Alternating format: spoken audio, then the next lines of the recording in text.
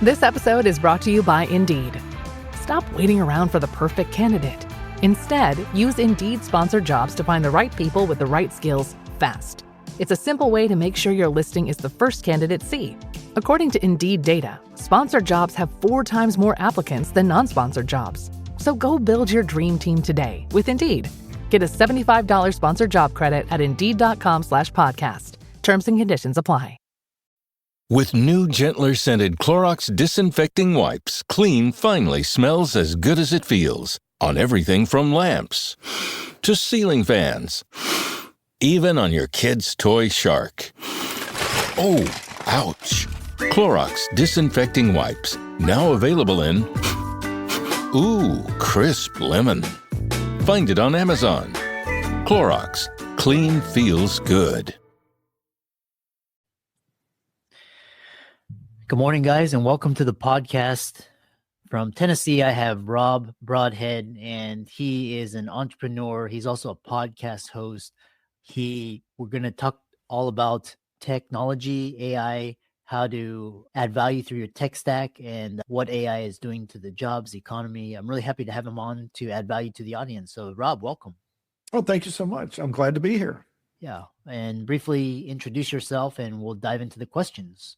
All right. You took a lot of that, covered it. I've been doing technology for a little over 30 years, software development from just about all stripes, from very junior developer up to fractional CIO, CTO, have worked with small companies, startups, large companies, Fortune 500 types. And I have seen the evolution of technology over the last couple of decades. And a lot of my focus particularly the last decade or two, has been helping businesses find a way to leverage technology to do business better, so they can spend more time working on their business instead of in their business. Interesting. Yeah. And we'll dive into the questions. When people come to you, what are they seeking solutions for, or problems to solve, frustrations? How do you help them?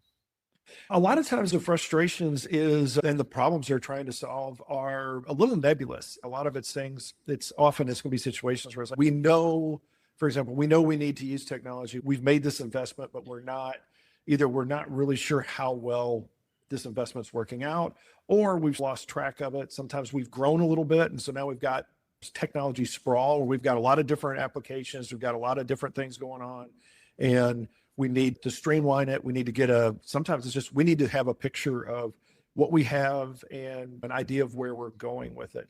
It's especially when you've got whether it's an entrepreneur or runner, whoever, founder of a company or something like that, CEOs even sometimes, they're not technical. They know that's a part of the business, but they're trying to figure out how to make the most of that investment. And that's where we like to step in and say, okay, let's take a look at where you're at and where you can go with it.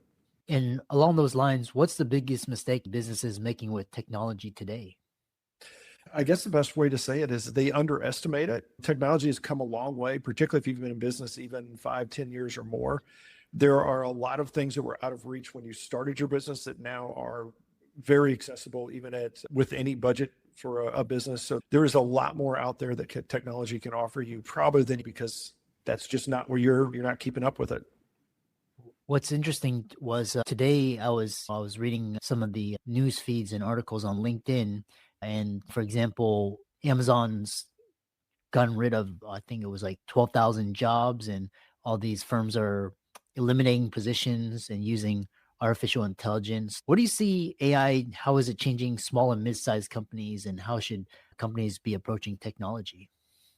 I think, like a lot of the technology advances, I think some people are jumping a little too soon into this, and they're thinking like, hey, this is going to be the thing that's going to solve all our problems. It's not. It definitely is. It is definitely a game changer, not to use that sort of common word, but it is something that is changing the landscape. There are a lot of tasks that will help you do quicker if you leverage it correctly. I think a lot of companies are going to find out that they've replaced humans with AI, and it was a mistake, because artificial intelligence still is just, honestly, at this point, it's a very advanced form of a search engine. So it's really just going out there, it's finding stuff that's data and content that's already out there, and essentially gathering it, repurposing it, and it doesn't have enough smarts usually to be able to really do it in the most effective way. So I think that's going to be think there's a lot of people, there's some jobs that are being lost right now as people are being downsized.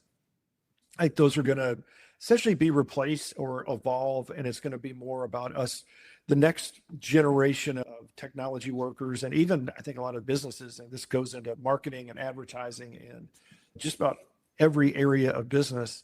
The people that are going to be the next generation of workers here in the next few years are going to be those that can manage and delegate tasks and leverage AI, just like it's a virtual assistant or a junior staff member or something like that, and being able to use that to scale their ability to get there, to do what they do best. Yeah, interesting. Moving along, talking about technology, you talk about this idea from chaos to clarity and turning your tech stack into a strategic asset. How do you do that? This goes back to, again, a lot of times we grow. It's like I would think of a lot of times like you have a junk drawer or maybe a storage room that stuff just like slowly grows and grows and things get lost in there. And I think a lot of times, I've seen a lot of times with businesses, it's the same kind of thing. Is you purchase something, you use it, but then there's something else that comes up and now you're using that. Or maybe you get a different couple employees in and they say, hey, we really want to use this tool. And the next thing you know, you've got a bunch of stuff going on. You've got licenses you're paying for. You've got integrations now that you have to do, because you have to have your accounting system has to talk to your sales system, has to talk to your fulfillment system, has to talk to your order entry system.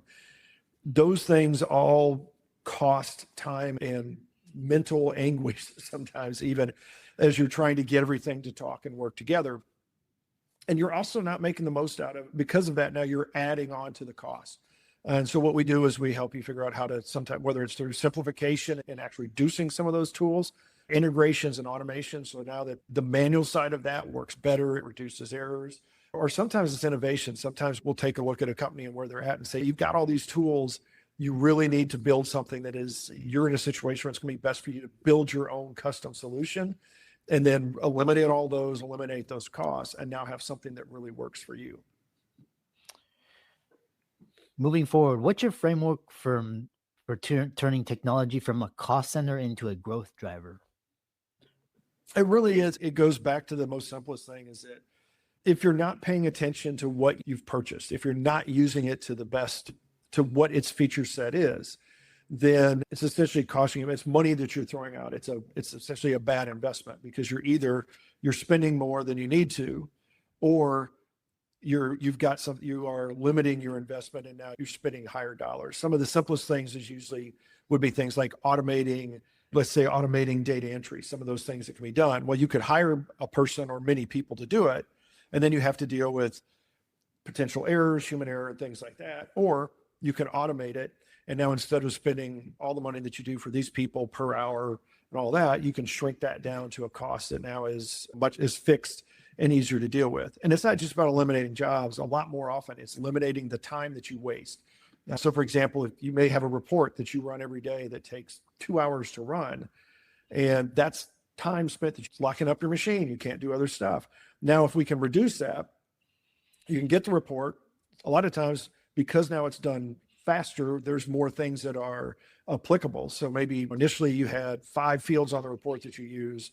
You needed a couple others, but you're like, it just takes too long. Now we can add those others in. You still get it faster. So now you're getting it faster. You're getting more information. So now you're better focused on your business and how to grow your business, how to support your customers, as opposed to being drawn away from that. And so you're going to see better returns, better quality, less headaches, and the list goes on. And that definitely is going to help your bottom line, both directly on things like licensing fees and stuff like that we can help you work through and reduce those costs, but also in being able to the sunk cost or investing those hours somewhere else for your company.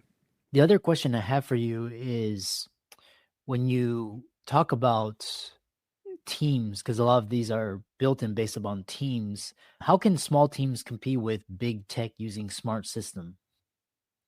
A lot of times this is where you scale your team members. You can use automation, particularly automation, and a lot of the tools that are out there today can help your team work faster, better. And the things like Microsoft Teams or Slack or all of these different chat and communication tools that are out there now allows you as a team to very quickly, particularly now as so many of them are remote or hybrid, You don't have people that you used to have where like the whole team is sitting in a room and then they can talk to each other all the time. You have to use these tools, but they do allow you, including all the different video conferencing tools and things like that, that you can have essentially that same feel. You can bring it up, you can schedule it, you can bring it up almost instantly and improve the communication. And then of course you can always do now with AI and things like that, you can use summaries and scrapers and things like that to take data that maybe it would have taken a lot more time for somebody to go through and figure out what matters to them. Now they can get a summary that says, okay, here's the points out of this meeting that you needed. So you don't have to attend it as much, or you don't have to read through or review the entire text. You can instead say, oh, that's right, these are things I need, and we can move on. A lot of the listeners are business owners and a lot of doctor, lawyer, dentists, and they run solo practices, private practice. How do you know when a company needs a technology tune-up or assessment? I think every company needs to do one every 1 to 2 years. It's just honestly 2 is 3 outside, about every year. It's just like you do a financial audit or assessment usually every year. You'll do regular like insurance coverages. There's things that you do, particularly with the business, that they're the regular checkup thing. And that includes, if you're a doctor or a dentist, it's the same reason that you recommend to your patients is you should come in for a teeth cleaning every 6 months or every year, and you should get x-rays regularly. If you're a doctor, you should check in regularly to just get your baseline and make sure that things are going well, to make sure that you may feel okay, but there's not something that's going wrong, that you've got some sickness that's starting to come up. Business is the same way, because while you may still be doing the same thing you've done all along, the world around you, the technology is changing. So there are things that maybe were very efficient for you or required of you 5, 10, 20 years ago that now are much easier to do, much more accessible, or will help you with some of the things that you've done. For example, small clinics and sites like that, there's a lot that we've worked with. One we just recently worked with and redid their systems. And they had a very antiquated system of doing the entire appointments and tracking patient information and filing claims. And we were able to improve dramatically the amount of time it takes for them to do their intake, to reduce paperwork throughout the system, and still do all the integrations that are needed, even including the legacy paper types of systems that are still out there, where you still have to, paper claims are still out there. But we're also able to leverage electronic claims and be able to file those things and filter those things in the ways that are most efficient to get them taken care of. It allows your staff to actually now focus on dealing with patients and dealing with that, as opposed to all of the time spent doing data entry for the billing systems. Mm-hmm. And once a company finally understands and realizes that it needs a tune-up or assessment, where should they start when modernizing their legacy systems? It really comes back to, again, this is one where we want to look at what you're doing today. And it's, what are the processes?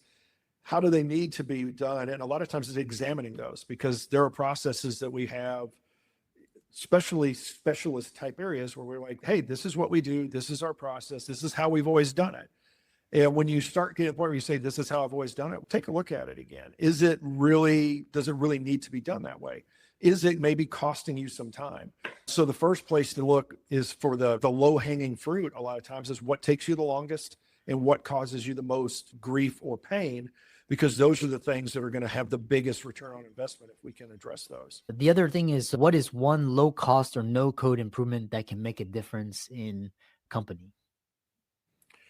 I think the one that right now jumps out that is most accessible to just about anybody is dealing with email. Email comes in and out all the time.